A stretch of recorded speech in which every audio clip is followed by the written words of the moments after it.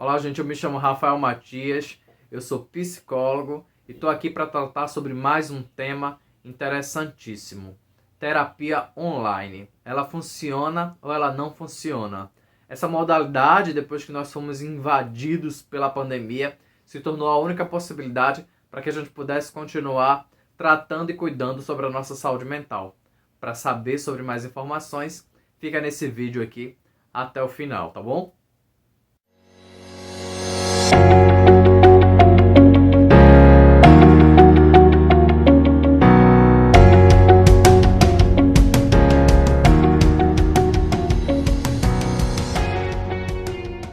Vou iniciar o tema de hoje sobre a terapia online, tratando sobre uma questão que possibilitou que esse recurso ele pudesse ser ofertado.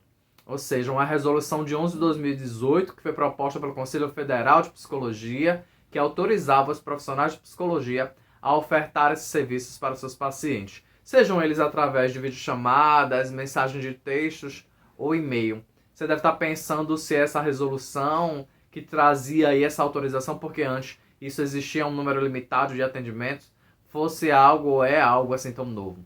Na verdade, alguns terapeutas já utilizavam desse método antes, só que agora toda essa resolução ela traz, né, ela trouxe na verdade uma série de fundamentações e apontamentos, né, que pudessem resguardar os pacientes e os profissionais que pudessem ofertar esse serviço de qualidade para os seus pacientes que procuravam e que procuram atendimento, sejam eles estando em outros países ou em outros estados, e isso também viabilizou para que o processo pudesse acontecer dentro de uma outra forma, dentro de um outro espaço. Primeiro de tudo que a gente precisa pensar é que o atendimento online ele se tornou a única ferramenta possível depois que nós fomos aí pegos de surpresa por toda essa pandemia, que tinha uma proposta de durar um tempo, vamos dizer assim, significativo de 3 meses, e a gente já está vendo isso se tornar uma outra realidade.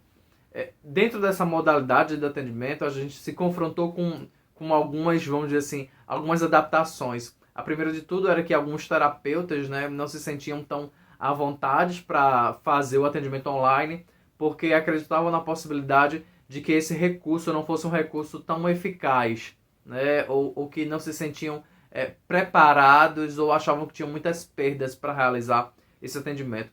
Claro que a gente teve aí uma série de resistências significativas, né, do profissional, de alguns profissionais que pudessem oferecer esse serviço para os seus pacientes, porque o atendimento presencial dentro dos seus consultórios era muito mais ofertado, vamos dizer assim, com mais segurança para eles, né, para que eles pudessem aí realizar os seus processos de escutas. Depois que a pandemia chegou, isso se tornou aí o atendimento presencial, na verdade, se tornou um grande obstáculo, porque não foi mais possível que esse atendimento ele pudesse ser realizado, e aí a única forma de prosseguir com seus pacientes foi através de atendimento online, que mesmo apesar de estarmos em telas, né, eu estou aqui e o meu paciente está em uma outra tela, num outro espaço, isso não faz com que esse analista se torne mais presencial aí possível, né? Então, apesar de ser uma separação de telas, essa presença continua acontecendo. E dentro dessas resistências, nós também esbarramos ali com a resistência de alguns pacientes, né, que não se sentiram tão à vontade, porque acreditavam que não se sentiam assim, ou não acreditavam, não validavam esse recurso como um recurso de possibilidades. Então alguns resolveram ficar em silêncio, esperando um outro momento, trazendo algumas outras questões relacionadas à própria privacidade, e como essas mobilizações foram importantes também para que eles pudessem repensar ou talvez voltar num outro momento. Alguns outros pacientes, mesmo com a sua cadeia de neurose, se sentiram à vontade para poder dizer, olha, eu tenho os meus entraves com esse recurso, mas mesmo assim eu vou me colocar disponível para poder vivenciá-lo. E como essa disponibilidade, né, essa oferta de pensar em uma resistência, mas poder trabalhá-la também dentro do seu espaço com o seu analista, foi possibilitando e foi mostrando também uma abertura para outras resistências que esse próprio paciente tinha. Então, isso também terminou pegando aí, fazendo com que o analista pegasse isso como outras possibilidades nas quais esse paciente estava inserido. Então, poder olhar para essa neurose, poder olhar para essa resistência de não acreditar ou não se sentir tão confortável no atendimento online, mas mesmo assim aceitar essa proposta e iniciar o processo se tornou algo para muitos pacientes aí engrandecedor. São das perdas, né, em que se foi falando e comentando muito por alguns profissionais, que era a questão da presença física, esse corpo físico que estava ali no set e que pegava, né, o analista pegava alguns desses elementos para também poder trabalhar isso com o seu paciente. E como esses elementos, esse corpo físico, vamos dizer assim, como ele foi desaparecendo, não sendo visto, na verdade, ele não é visto através da tela, a gente vê uma parte desse corpo, né?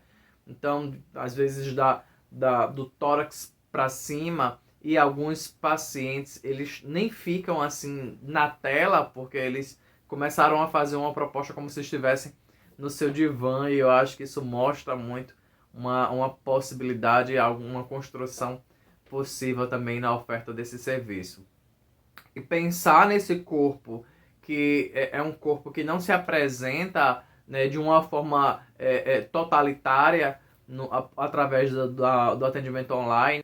A gente sempre diz que o corpo, ele é um corpo falante, e como corpo falante ele vai apresentar as suas vamos dizer assim, as suas angústias através dos seus movimentos. Então, esse corpo ele vai aparecer nos atos falhos, naquilo que o paciente não queria dizer, mas disse, nas brincadeiras, nos sonhos, no próprio sintoma, porque é o sintoma que traz o paciente, que faz com que ele procure um atendimento, porque ele não aguenta, ele não suporta mais a angústia de continuar fazendo as mesmas escolhas e estar nas mesmas relações, na mesma dinâmica, né, repetitiva. Então ele procura um processo para que ele, né, seja atendido por alguém, para que ele possa falar sobre as suas angústias, e ele acredita que esse outro alguém que está ali escutando as suas dores, ele possa dizer para ele o que é isso, o que é que ele sente, né? Essa outra pessoa, que é um profissional que é altamente preparado, ele vai me dizer aquilo que eu não estou conseguindo perceber, que eu não estou conseguindo olhar. Isso vai ser um salto significativo, porque é justamente nesse processo de escuta, de intervenção, de questionamento, que esse paciente vai falar sobre as suas relações, né? Sobre as suas relações amorosas, profissionais, sobre a sua própria solidão, né? Ele como ele mesmo, no momento em que ele está sozinho, como é que ele se sente também dentro dessa conexão.